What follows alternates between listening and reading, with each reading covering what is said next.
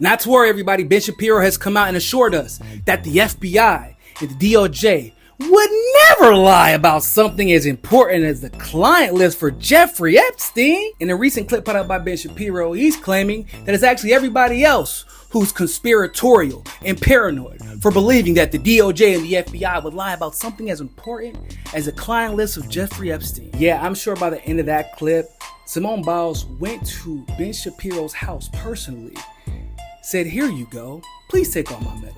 Because I've never seen anyone compete at such a level in mental gymnastics in my life. In that clip, Ben starts out by saying the DOJ and the FBI concluded that he did not have a client list and that he did in fact die by suicide. We now have the answers. And the problem is this. People who never hedged their bets, people who never at any point suggested to you that they don't have data to back up the speculation, that the speculation was in and of itself the conclusion, that if you speculate without evidence, that amounts to an actual conclusion to an investigation, they're going to be very upset today because it turns out that the DOJ and the FBI have concluded that Epstein didn't have a client list and died by suicide. Okay, right? That is the thing that they are saying, not I. They are saying this.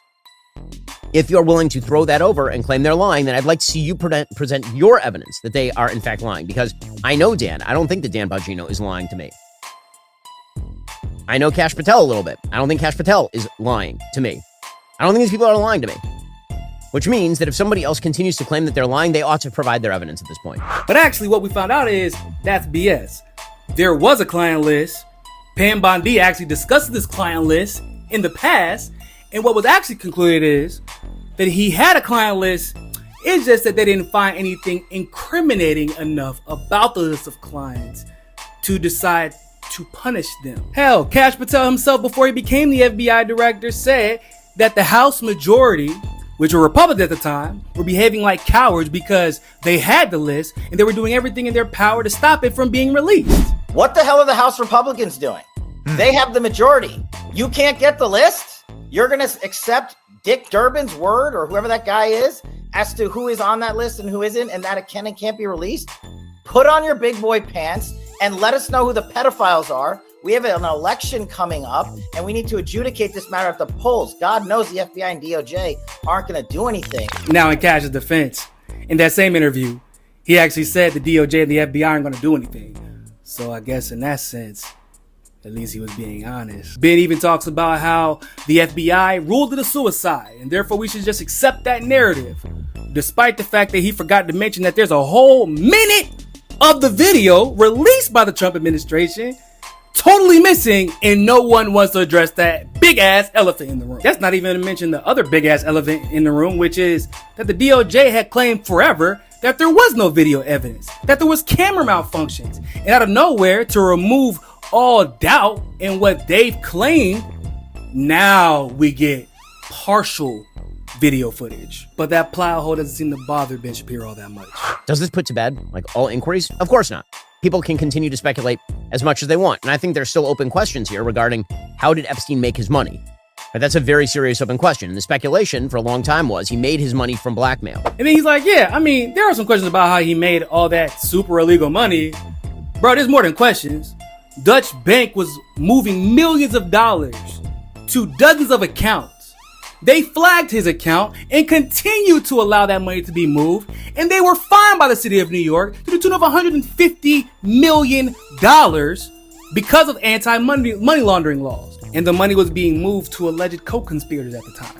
But really quick, let's return to how trustworthy Ben claims the DOJ and the FBI are. Because last I checked, wasn't Pam Bondi the attorney general in Florida whenever Jeffrey Epstein got that sweetheart deal, and she had absolutely nothing to say about it? To only later claim that once again, everyone else is hiding information about the Epstein list.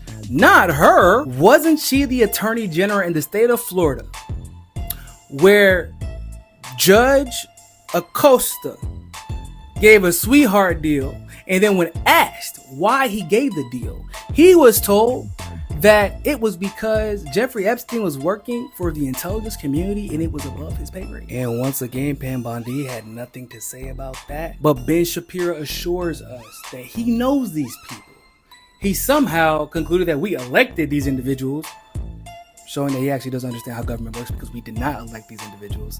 They're attorney generals and directors. That's not how government works, but whatever. He assures us they would never lie to him because Ben is special. He assures us the elite that are investigating this case on Jeffrey Epstein would never lie about elites being blackmailed by Jeffrey Epstein because that would just be dishonest. I'm not telling you, they're telling you, people who are members of the Trump administration, people you elected and put into these positions to get you the truth on this matter, are telling you that he didn't, in fact, he was not murdered, he did not keep a client list, and he did not blackmail powerful figures. Okay, right? That is the thing that they are saying, not I. They are saying this. And we know the elites have never, ever decided to lie to the public in order to protect themselves and their allies in their own careers. Never! So let's all just ignore the fact that Pam Bondi literally said she had the list on her desk and was investigating it, that Kash Patel literally said the FBI was investigating it, that they were going to hold people accountable. Let's ignore all that because yesterday they decided after months of investigation that no one was involved in this trafficking scheme. And Ben says, if you believe anything other than that, then where's your proof? You have to provide proof. The very proof that they're refusing to release. So I'm not exactly sure what he wants to do with that information.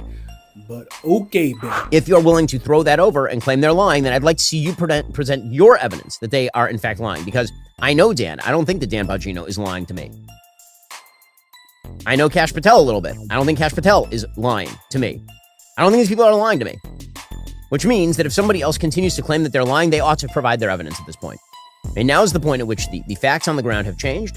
And so either you ought to shift your opinion based on the facts that have now emerged, or you ought to acknowledge that this was never a fact-based inquiry in the first place. That man is so fervently defending the clients of Jeffrey Epstein that it does make me wonder, Ben, was you on the payroll too? Because you are telling us to look the other way and believe the intelligence community after Jeffrey Epstein and Ghislaine Maxwell might be the only two people guilty of human trafficking minors to absolutely nobody. Because that makes all the sense in the world.